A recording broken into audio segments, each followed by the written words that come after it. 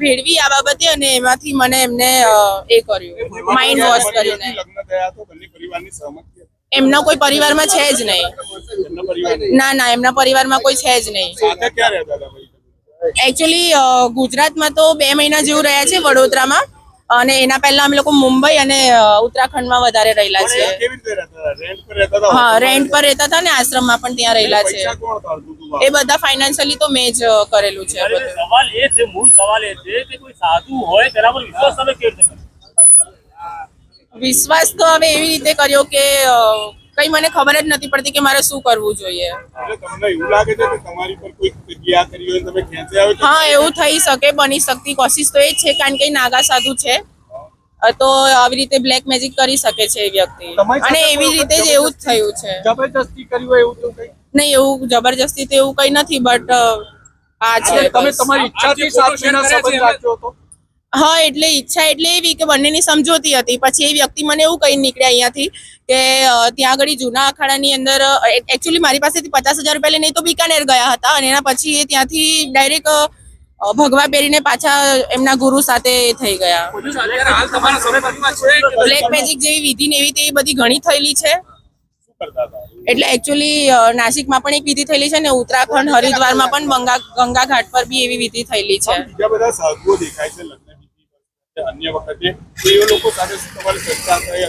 હા, એવા ઘણા બધા પક્ષધાર છે અને અપક્ષધાર પણ છે જે મારા સપોર્ટમાં છે, અને એ લોકો મને ન્યાય અપાવવામાં મારી મદદરૂપ કરે છે. એ જસ્ટ પોલિટિક્સ છે ને, એને કોઈ લેવા દેવા નથી મને. હા, આ સાઈડથી લઈને હું આજે જ પોલીસ ફરિયાદ કરી રહી છું, ને હું આજે જ ન્યાયની માંગણી કરીશ. મને એ જ કે મારી સાથે જે થયું છે એનો મને ઇન્સાફ મળે, અને જે સાધુ છે ડુપ્લિકેટ છે, અને એ કોઈ ગોવિંદગીરી નથી, એ ગોવિંદ પુરોહિત છે. એના ગુરુ હરિગીરી મહારાજ સાથે મારી વાત થઈ ગઈ છે આ ટોપિક પર. મેં એમની સાથે બી ન્યાય માટે ગઈ હતી, જે એમણે મને ન્યાય નથી આપ્યો, અને બેટા બેટા કરીને વાતને પડતી કરી, કારણ કે પોતે પ્રયાગરાજનો કુંભ રચી રહ્યા છે. હરિગીરી મહારાજ એમનું નામ છે, એમના એ શિષ્ય છે. અવારનવાર ઇન્સ્ટાગ્રામની ઉપર એ વ્યક્તિ એમની સાથે ફોટો વિડીયો મૂકતો હોય છે, ગોવિંદ મહારાજ. ફરિયાદ મારા ન્યાય માટે, અને જે મારી બદનામી થઈ અને જે મારા આત્મવિશ્વાસને ઠેસ પહોંચી છે એ બાબતની પૈસા તો આજે છે ને કાલે નથી, હું પોતે કમાઈ શકું છું. એને સજા થવી જોઈએ, એના ભગવા ઉતરવા જોઈએ, અને બનતી કોશિશમાં એને અહીંયા આગળ ભગવાધારી કોઈ એને એક્સેપ્ટ કરે જ નહીં, અને એની જટાવટા જે બી છે એ બધી નીકળવી જોઈએ. હા,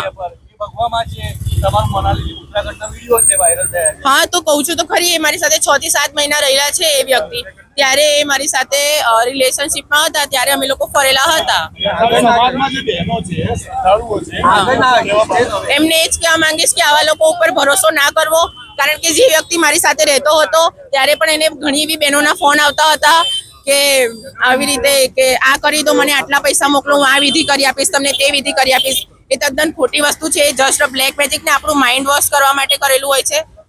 એનાથી એ લોકો ઉપર વિશ્વાસ કરવો નહીં. મારી સાથે જે વિધિ છે એ જ કહું છું. હા, એના પછી જ્યારે એમની સાથે વાત થઈ ને આ સોશિયલ મીડિયા ઉપર મારા વિડીયો ને તે બધું વાયરલ થયું, એના પછી એ વ્યક્તિના ઘણા બધા એટલી ઘણી બધી છોકરીઓના પણ મેસેજ ને એવું મને આવેલું છે કે મારી સાથે પણ આવું આ વ્યક્તિએ ગોવિંદ મહારાજે કરેલું છે, ગોવિંદગીરીએ. એ બહેનોના હવે એ લોકોનું એ જાણે. હવે હું તો ફરિયાદ કરીશ મારા ન્યાય માટે. અનગિનત હશે, હવે તો મને ખબર નથી, પણ મારા કોન્ટેક્ટમાં 3 થી 4 આવેલી છે.